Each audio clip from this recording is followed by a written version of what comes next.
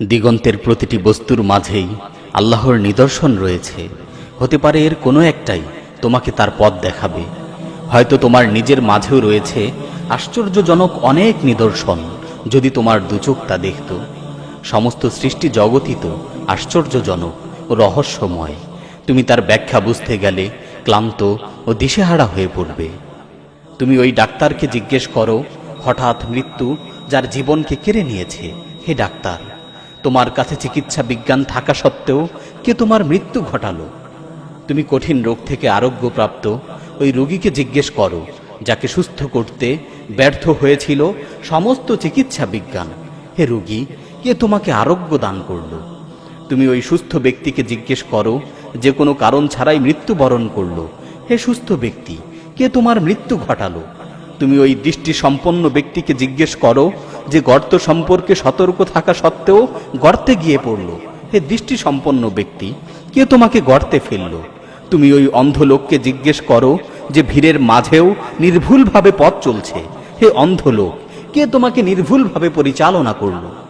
তুমি মাতৃগর্ভের ওই শিশুকে জিজ্ঞেস করো, যে কোনো তত্ত্বাবধান ছাড়াই একাকী বেঁচে রইল, হে শিশু, মাতৃগর্ভে কে তোমার দেখাশোনা করল? তুমি ওই নবজাতক শিশুকে জিজ্ঞেস করো, যে জন্মের পর কান্নায় ফেটে পড়েছিল, হে নবজাতক শিশু, জন্মের পর কে তোমাকে কাঁদিয়েছিল? তুমি যখন সাপকে দেখো সে নিঃশ্বাসের সাথে বিষ ফেলছে, তখন তাকে জিজ্ঞেস করো, হে সাপ, কে তোমার মধ্যে বিষ দিল? তুমি তাকে জিজ্ঞেস করো, হে সাপ, তুমি মুখে বিষ নিয়েও কিভাবে বেঁচে আছো? কে তোমাকে বাঁচিয়ে রাখলো? তুমি মৌমাছিকে জিজ্ঞেস করো, কিভাবে তার পেট থেকে ফোঁটা ফোঁটা মধু বের হয়, এবং মধুকে জিজ্ঞেস করো, কে তোমাকে সুমিষ্ট করলো? তুমি স্বচ্ছ নির্মল দুধকে জিজ্ঞেস করো, যা রক্ত আর মলমূত্রের মধ্য দিয়ে প্রবাহিত হয়, হে দুধ, কে তোমাকে এত স্বচ্ছ করলো? তুমি যখন দেখছো মৃত প্রাণহীন ডিম থেকে জীবিত প্রাণী বেরিয়ে আসছে, তখন তাকে জিজ্ঞেস করো, হে জীবিত প্রাণী, কে তোমাকে জীবন দান করলো? তুমি ওই শুকনা শুষ্ক গাছপালাকে জিজ্ঞেস করো, এত সজীব শ্যামল থাকার পরও কে তোমাকে শুষ্ক শুকনায় পরিণত করলো? তুমি যখন দেখছো শুষ্ক মরুভূমিতে গাছপালা জন্মিয়ে পুষ্প পল্লবিত হচ্ছে, তখন তাকে জিজ্ঞেস করো, কে তোমাকে পরিচর্যা করলো? তুমি যখন পূর্ণিমার চাঁদকে আলো বিলাতে দেখো, তখন তাকে প্রশ্ন করো, কে তোমাকে রাতে উদিত করলো? তুমি নিকটের এই সূর্যের আলোকে জিজ্ঞেস করো, হে সূর্য, সব কিছুর চেয়ে দূরবর্তী হওয়ার পরও কে তোমাকে নিকটবর্তী করলো? তুমি তিক্ত ফলকে জিজ্ঞেস করো, কে তোমাকে তিক্ত করলো? তুমি যখন খেজুরের বিচির মাঝে ফাটল দেখতে পাও, তখন খেজুর গাছকে প্রশ্ন করো, হে খেজুর গাছ, কে তোমার বিচির মধ্যে ফাটল সৃষ্টি করলো? তুমি যখন আগুনের শিখাকে ছড়িয়ে পড়তে দেখো, তখন তার শিখাকে প্রশ্ন করো, কে তোমাকে প্রজ্বলিত করলো?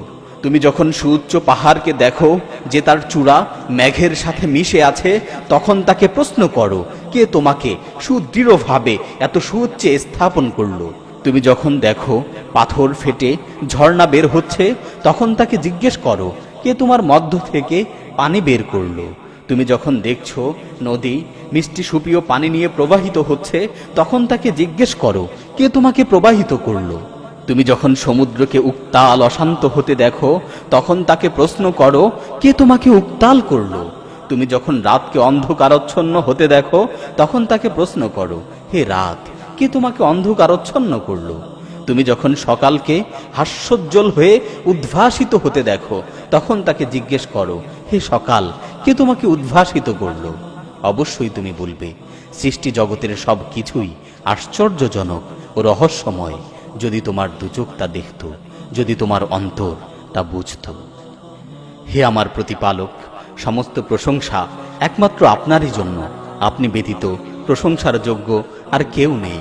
হে সুন্দর সুরভিত ফুলের স্রষ্টা, আপনার কাছে প্রার্থনা করে এবং আপনার নিকট আশা করে কেউ কোনোদিন ফিরে যায়নি এবং নিরাশ হয়নি। হে মিষ্টি সুপ্রিয় পানির নদী প্রবাহিতকারী, আপনার কাছে প্রার্থনা করে এবং আপনার নিকট আশা করে কেউ কোনোদিন ফিরে যায়নি এবং নিরাশ হয়নি। হে মানুষ, একটু ভেবে দেখো, হে মানুষ, একটু ভেবে দেখো, কোন জিনিস তোমাকে তোমার প্রতিপালক সম্পর্কে উদাসীন করে রাখলো? কোন জিনিস তোমাকে তোমার স্রষ্টা সম্পর্কে গাফেল করে রাখলো?